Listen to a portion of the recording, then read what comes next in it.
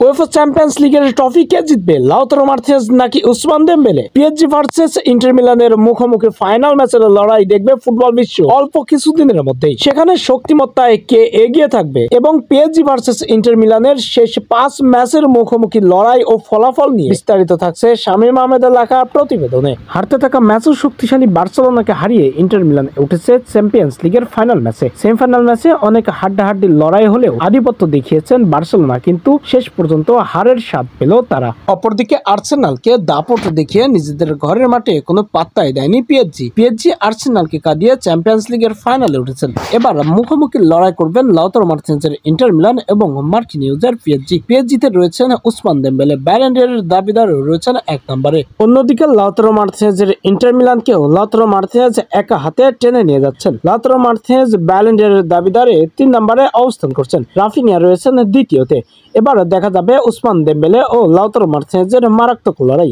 এই লড়াইয়ে শক্তিমত্তায় কে এগিয়ে রয়েছেন এটাই দেখবো আজকে। শেষ 5 বারের মুখোমুখি লড়াইয়ে কারা রয়েছেন এগিয়ে। পিএসজি বনাম ইন্টার মিলানের শেষ 5 ম্যাচের মুখোমুখি লড়াইয়ে একবারও ম্যাচটি ড্র হয়নি। জিতেছেন ইন্টার মিলান 2 বার এবং পিএসজি জিতেছেন 3 বার। এই দিক দিয়ে এগিয়ে থাকবে পিএসজি, কিন্তু বর্তমান পারফর্ম অনুযায়ী দুই দলের কঠিন লড়াই দেখবে ফুটবল বিশ্ব। কোনো দলই কোনো দলকে ছেড়ে কথা বলবে না, যেখানে বার্সেলোনার মতো দলকে কাঁদিয়ে ছেড়েছে ইন্টার মিলান। অপরদিকে রিয়ালকে কাঁদানো আর্সেনালকেও কাঁদিয়ে ছাড়লো পিএসজি। শেষ পর্যন্ত এই দুই দলই উঠেছে ফাইনাল ম্যাচে। ফাইনাল রাউন্ডের এই মুখোমুখি লড়াই দেখার জন্য মুখিয়ে রয়েছেন ফুটবল বিশ্ব। শক্তিমত্তায় এগিয়ে থাকবেন লাউতারো মার্টিনেজের ইন্টার মিলানই, কিন্তু পিএসজিও দুর্দান্ত পারফর্ম করে এত দূর এসেছেন, কিন্তু সব দিক দিয়ে তো আর পারফেক্ট ভাবা যায় না।